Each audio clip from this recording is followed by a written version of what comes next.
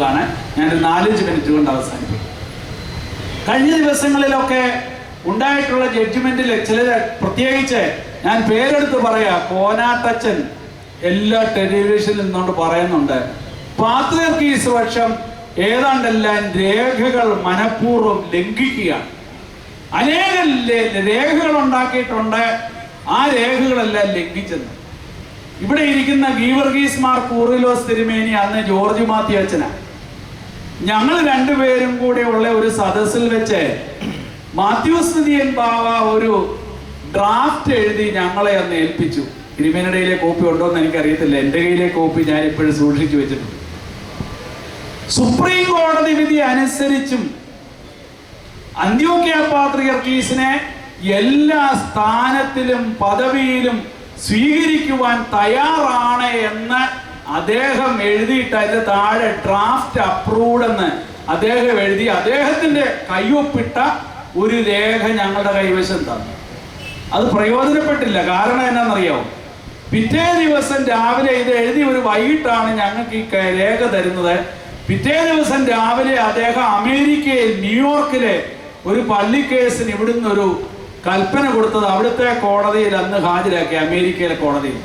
അതിൻ്റെ അകത്ത് പറയുന്നത് ഇപ്പോഴത്തെ അന്ത്യോക്യ പാത്രിയർക്കീസിന് മലങ്കര സഭയുമായിട്ട് യാതൊരു ബന്ധവുമില്ലല്ലോ. ആരാ കരാർ ലംഘിക്കുന്നത്? പാവം പാത്രിയർക്കീസ് പക്ഷക്കാരാണോ, അതോ ഈ സഭയുടെ പരമാധ്യക്ഷൻ എന്ന ആ സ്വയം പരിശുദ്ധൻ എന്ന് പറയുന്ന ഇവരാണ്? ഇനിയും തീർന്നിട്ടില്ല. ആ ആഴ്ചയിൽ തന്നെ ഇവിടെ മലങ്കരയിൽ ഒരു മാസിക ഇറങ്ങി, ഇപ്പോഴും ഉള്ളതാണ്, ഇന്ത്യ ടുഡേ. ഇന്ത്യ ടുഡേ മാസികയിൽ ഒരു ലേഖനത്തിൽ ലേഖകൻ ഇദ്ദേഹവുമായിട്ട് അഭിമുഖം നടത്തിയപ്പോൾ ഒരു വശത്ത് അദ്ദേഹം പറഞ്ഞു, സുപ്രീം കോടതി അതേ പരത്തിൽ ഞങ്ങൾ അംഗീകരിക്കാൻ തയ്യാറാണ്. ഈ പത്രക്കാരൻ തിരിച്ചെടുത്ത് ചോദിച്ചു, അന്ത്യോക്യ പാത്രിയർക്കീസിനെ കുറിച്ച് എന്നാ പറയുന്നത്? നിങ്ങൾ ശ്രദ്ധിച്ചോണം. അദ്ദേഹം പറഞ്ഞത് ഇന്ത്യ ടുഡേ ബോൾഡ് ലെറ്റേഴ്സിൽ പ്രസിദ്ധീകരിച്ചിട്ടുണ്ട്. എന്നാ പറഞ്ഞെന്നറിയാവോ? ഇപ്പോഴത്തെ പാത്രിയർക്കീസ് മലങ്കര സഭയ്ക്ക് അന്യനും അസ്വീകാര്യനുമാണ്. ആരാ കരാർ ലംഘിച്ചത്? ഇനിയെങ്കിലും കോനാട്ടച്ചൻ ഈ പ്രശ്നം തീരുന്നതിന് വരെ ടെലിവിഷൻകാരുടെ മുമ്പിൽ പോകും. അദ്ദേഹം ഒന്ന് ഓർത്തോണം, അദ്ദേഹം തന്നെ എത്രയോ വലിയ കരാർ ലംഘിച്ച തലമുറക്കാരനാണെന്ന് ഓർത്തോണം. മലങ്കര സഭയിൽ കക്ഷിവഴക്കുണ്ടാക്കുന്നത്, ഞാൻ മനഃപൂർവ്വം ഉപയോഗിച്ച വാക്കാണോ, കക്ഷിവഴക്കുണ്ടാക്കുന്നത് കോനാട്ട് മാത്തൻ കോറപ്പീസ്കോപ്പായുടെ കാലത്താണ്.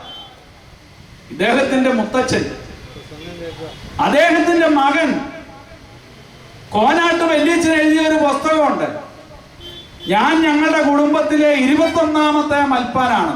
ശരിയാ, അതിന്റെ പുറകോട്ടുള്ള ജീനിയോളജി നമുക്കറിയാം. ഞങ്ങളെല്ലാം അന്ത്യോക്യ പാത്രിയർക്കീസിന്റെ കീഴിൽ നിന്നു. എൻ്റെ മകന് നിൽക്കുമെന്ന എൻ്റെ പ്രത്യാശ. പക്ഷെ ആ പ്രത്യാശ മനോരമയുടെ കാര്യം ഞാൻ പറഞ്ഞ പോലെ ആയിപ്പോയി. കൊച്ചുമകൻ വന്നപ്പോഴത്തേക്ക് ഇതാ തലയും കുത്തി നിൽക്കുക.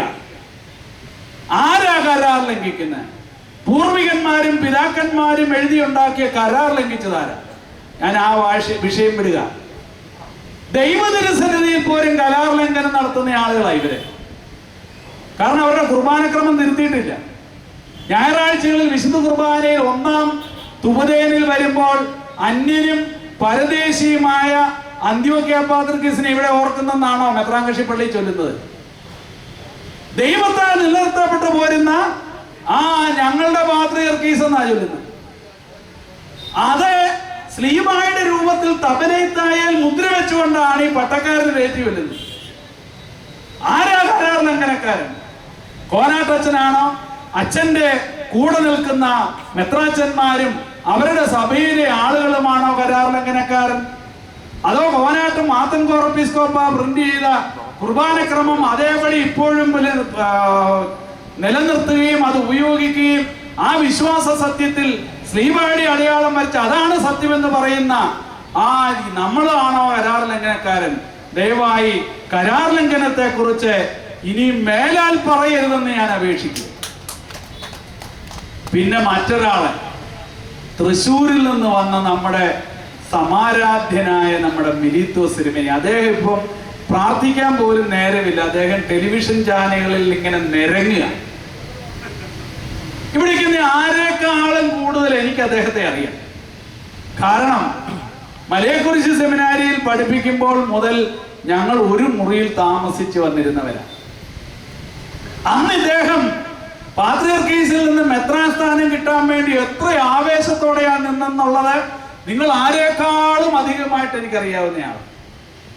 അതിനു മുമ്പ് എന്നേക്കാൾ അറിയാവുന്ന ഒരാൾ ഇവിടെ നമ്മുടെ ബാവാതിരുമേനി ഇവിടെ ഇരിപ്പുണ്ട്. ഇവിടെ കോലഞ്ചേരി കോളേജിലാണ് BA മലയാളത്തിന് അദ്ദേഹം പഠിക്കാൻ വന്നത്. അദ്ദേഹം താമസിച്ചത് ഇവിടുത്തെ സമ്പന്നന്മാരുടെയോ മെത്രാൻ കൃഷിക്കാരുടെയോ വീട്ടിലല്ല. അന്നൊരു പാവം CN തോമസ് അച്ഛൻ ഇവിടുത്തെ മെഡിക്കൽ മിഷന് വേണ്ടി അത്യധ്വാനം ചെയ്ത് ഓടി നടക്കുന്ന ഒരു മലങ്കര സഭ മുറയെ അറിയുന്ന ഒരു മിഷണറിയായ ഒരു പാവപ്പെട്ട വൈദികനുണ്ട്. ആ വൈദികന്റെ ആ ചാപ്ലൈന്റെ മുറിയുടെ കോണിലാണ് താമസിച്ചുകൊണ്ടാണ് ഇദ്ദേഹം 3 വർഷവും ഈ BA മലയാളം പഠിച്ചത് എന്നുള്ളത് നിങ്ങൾ അറിഞ്ഞിരിക്കും. ഇത് കഴിഞ്ഞിട്ട് അദ്ദേഹം BDക്ക് ബാംഗ്ലൂരിൽ പോയപ്പോൾ അവിടെ മുറിമാക്കേന്ന് കൊണ്ടുവന്ന ഫീസ് കൊണ്ടല്ല പഠിച്ചത്. കോതമംഗലത്ത് നിന്ന് തോമസ് മാർ ദീവന്നാസ്യോസ് തിരുമേനി കൊടുത്ത സ്കോളർഷിപ്പ് കൊണ്ടാണ് ഇദ്ദേഹം പഠിച്ചത്. MTHന് പോയപ്പോഴും ഇദ്ദേഹം അതാ പഠിച്ചു. ഇവിടുന്ന് പോകുന്ന വണ്ടിക്കൂലി ഉൾപ്പെടെ ഉള്ളത്. അത് കഴിഞ്ഞ് ഞാനും പിന്നീട് പഠിച്ച ഷിക്കാഗോയിലെ ലൂതറൻ സ്കൂൾ ഓഫ് തിയോളജിയിൽ പഠിച്ചത് ഇദ്ദേഹത്തിന് പാത്രിയർക്കീസ് ബാവ വാങ്ങിക്കൊടുത്ത സ്കോളർഷിപ്പിൽ. അപ്പോൾ ഇദ്ദേഹത്തിന്റെ ഓരോ രോമകൂപവും അതിന്റെ വില മുഴുവൻ അദ്ദേഹത്തിന്റെ നീരും മജ്ജയും രക്തവും മാംസവും എല്ലാം അന്ത്യോഖ്യയുടെ ബന്ധത്തിൽ നിന്നുള്ളത് മാത്രമാണ് എന്നുള്ളത് ദയവായി അങ്ങ് വിസ്മരിക്കരുത് എന്നാണ് പറയുന്നത്. ഞാൻ പറയാൻ വന്ന വിഷയം, ഇവിടെ യൗസേബിയോസ് തിരുമേനി ഉണ്ട്. TV-കാരുടെ മുമ്പിൽ അദ്ദേഹം ഇരുന്നുകൊണ്ട് പറയുന്നുണ്ട്, തൃശ്ശൂരെ പള്ളിയിലല്ല ഏതാണ്ടല്ല അദ്ദേഹം കാണിച്ചത്. അടുത്ത അഭിമുഖത്തിൽ വരുമ്പോ അദ്ദേഹം പറയട്ടെ, അദ്ദേഹത്തിന് തൃശ്ശൂർ സ്വതന്ത്രമായിട്ട് എത്ര പള്ളിയുണ്ട്? ഈ മെത്രാച്ചൻ അവിടെ ചെന്നിട്ട് ഇപ്പൊ എത്രയാ? 3 വർഷം അല്ലേ? അത് ഞാൻ പറയാൻ വരുന്നു. ഈ മെത്രാച്ചൻ അവിടെ ചെന്നിട്ട് ഈ വർഷത്തിനിടയിൽ ഇദ്ദേഹത്തിന്റെ കയ്യിലാണ് തൃശ്ശൂർ ഭദ്രാസനത്തിലെ പള്ളികൾ മുഴുവനെങ്കിൽ ഈ മെത്രാച്ചൻ അവിടെ കോടികളുടെ സ്ഥാപനങ്ങൾ അവിടെ ഉണ്ടാക്കി. എത്രയോ പള്ളികൾ അവിടെ വെച്ചു.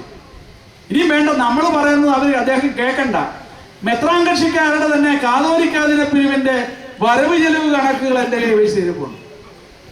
അതിൻ്റെ അകത്ത് അദ്ദേഹത്തിന്റെ കൂടെയുള്ള 9-10 അച്ഛന്മാർക്ക് ശമ്പളം കൊടുക്കാൻ വേണ്ടി ദേവലോകത്ത് നിന്ന് അദ്ദേഹം പറ്റുന്നത് 11.5 ലക്ഷം രൂപയാണ്. അത്രയും പാവം അച്ഛന്മാർക്കങ്ങ് കൊടുത്താൽ മതിയായിരുന്നു, അതുങ്ങളേലും ജീവിച്ചേരും.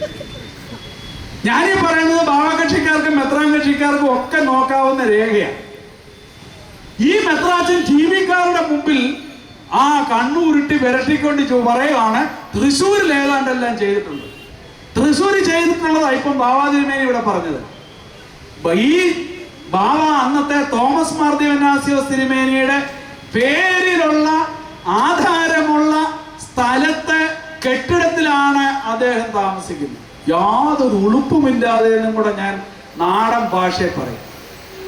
അദ്ദേഹത്തെ അന്ത്യോക്യയെ വേണ്ട, തന്നെ വളർത്തിയ പാത്രിക്കീസിനെ വേണ്ട, തനിക്ക് വേണ്ടതെല്ലാം ചെയ്തു തന്ന ഈ പാവം തോമസ് പ്രഥമൻ കാതോലിക്ക ബാവായെ വേണ്ട, അദ്ദേഹത്തിന് വേണ്ടതെല്ലാം കൊടുത്ത ഈ സഭാംഗങ്ങളെ വേണ്ട, ആ ഒരു മുറിയിൽ താമസിച്ചിരുന്ന എന്നെ പോലുള്ള സുഹൃത്തുക്കളെ വേണ്ട, ആരെയും വേണ്ട. ഇപ്പൊ അദ്ദേഹത്തിന് ദേവലോകത്തിൽ നിന്ന് എല്ലാ കൊല്ലവും ഇഷ്ടം പോലെ പണം കാതോലിക്കാതിനെ പിരിവിന്റെ അരക്ഷിത ഭദ്രാസനങ്ങൾക്ക് വേണ്ടി അവര് കൊടുക്കുന്ന സബ്സിഡി ഇഷ്ടം പോലെ കിട്ടുന്നത് മേടിച്ച് സുഖമായിട്ട് നടക്കുക. ഞാൻ ചോദിക്കുക, ഈ മെത്രാൻ കക്ഷിക്കാർക്ക് നാണമില്ലേ? ഇദ്ദേഹത്തെ ഈ ടെലിവിഷൻ ചാനലിലേക്കെല്ലാം പറഞ്ഞു വിടാതെ ഒന്നാന്തരം മെത്രാൻ കക്ഷിക്കാരായിട്ട് ജനിച്ചു വളർന്ന വിദ്യാഭ്യാസവും ലോകപരിചയമുള്ള എത്രയോ മെത്രാച്ചന്മാരുടെ കൂട്ടത്തിലുണ്ട്. ഈ കാലുമാറ്റക്കാരനെ മാത്രമേ മതിയോ? ഇദ്ദേഹം ജീവിച്ചിരിക്കുന്ന കാലം മുഴുവൻ അവരുടെ സഭയിൽ നിൽക്കുമെന്ന് തന്നെ ഉറപ്പായി. യാതൊരു ഉറപ്പും എനിക്കില്ല. അവരെയും വഞ്ചിച്ചിട്ട് അവിടുന്ന് ചാടിപ്പോവും. അതിന്റെ ഏറ്റവും വലിയ ലക്ഷണമാണ് ജർമ്മനിയിൽ ഇപ്പൊ ഏതാണ്ടൊക്കെ കാണിക്കുമെന്നും പറഞ്ഞ് അവിടുന്ന് ദേറായിൽ നിന്ന് പുറത്താക്കപ്പെട്ട ഒരു ഗുർഖാൻ എന്ന പേരുള്ള ഒരു എറമ്പാച്ചനെ കൊണ്ടുവന്ന് ആരോരും അറിയാതെ ഇവർ രണ്ടുപേരും കൂടെ ഇദ്ദേഹത്തിന്റെ മണ്ണുത്തൂരെ മുറിയിൽ വെച്ച് കുപ്പായി പിടിച്ചു.